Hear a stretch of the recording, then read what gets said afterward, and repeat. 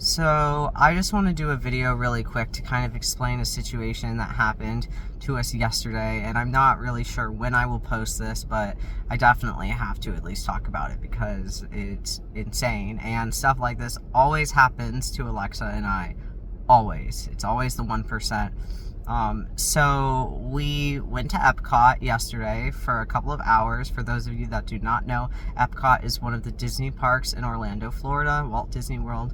It has a lot of different country pavilions, and it's a really cool park. I like it personally. I'm a little biased because I worked there doing the pyrotechnics for a while, and it's just kind of my home. So we were able to go for a couple hours.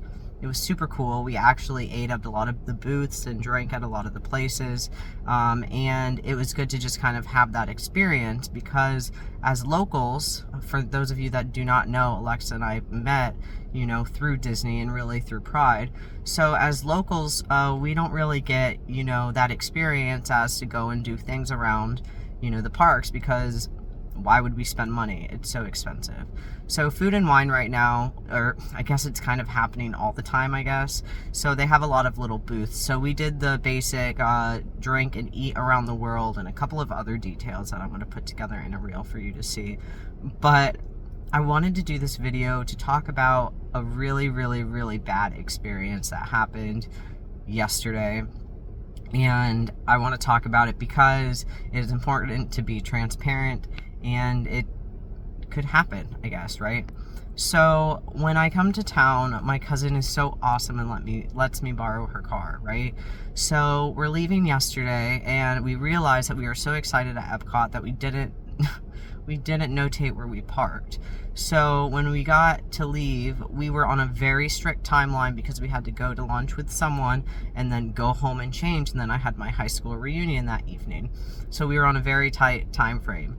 So leaving the park and realizing that we didn't have, a clue where our car was, that was really frustrating. Of course, I mean, that happens, right? It's also like 2 o'clock, the hottest point of the day. There's like no cloud coverage, and it's just like I felt us getting sunburned. The only thing that made it 100% worse is that it's not my car, so that was of course nerve-wracking, but I figured we'd figure it out. After about an hour, we finally found the car, and then we couldn't get into it. The fob wouldn't work.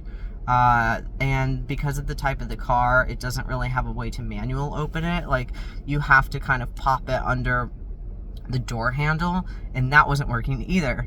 We couldn't get in through the trunk. We couldn't get into anywhere at all, and it was, of course, very frustrating. So you can imagine getting all the way to our car, finally finding it, and then the fob doesn't work and you can't get in. And we're in a Disney parking lot, like in employee parking, and it's impossible. So luckily our friends came and they, had us in the AC for a while, but we had to call our insurance. We had to have a locksmith. We didn't know if the battery was dead because the key wouldn't turn in manually. And it was a lot. So needless to say, when the locksmith finally showed up, he had to, of course, break into the car, and the fob still didn't work at all. So we assumed that the battery was dead. 5 minutes later, the fob started working. So he doesn't know what happened. Nobody knows what happened. We couldn't get into the car manually because it was, I guess, all gunked up. So it needs like WD-40. So that happened. And that was one of those kind of situations that really suck, of course, but it was another one of those things as to where life kind of tests you, because I was really nervous about going to the reunion, which was great, by the way, and I'll post that in another video, but really nervous about going to it. And sometimes in the past, I would unintentionally self-sabotage by having something crazy like that happen, and then me being nervous and not going, or getting so flustered that I couldn't separate it. And I'm trying to work a lot on inner dialogue and really like myself and moving forward. So I'm just kind of proud of myself for going through that. But anyways, I wanted to talk about it because it's a really weird situation that's happened. I don't think I've ever had it happen to anyone that I know. I know the locksmith was very confused, but I just wanted to go ahead and talk about that. And regardless of how shitty it was, Alexa and I were able to still have a good day, a good night. So even when life is really shitty and it does suck, remember that there are still things that we can try to do to make it better. Doesn't mean we're gonna forget about it, because of course it sucks and it was a bad experience, but like, sometimes we don't deserve to relive negative things in our life, you know?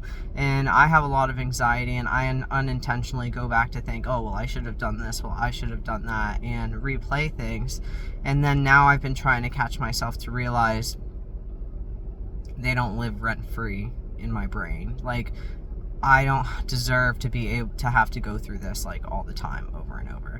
But yeah, so I just wanted to come in really quick and tell you that I was stranded in the Epcot parking lot, and that was a pretty cool experience to be in Florida at the hottest point of the day. But we made it to the reunion, and everything was great. And yeah, so always write down where you park.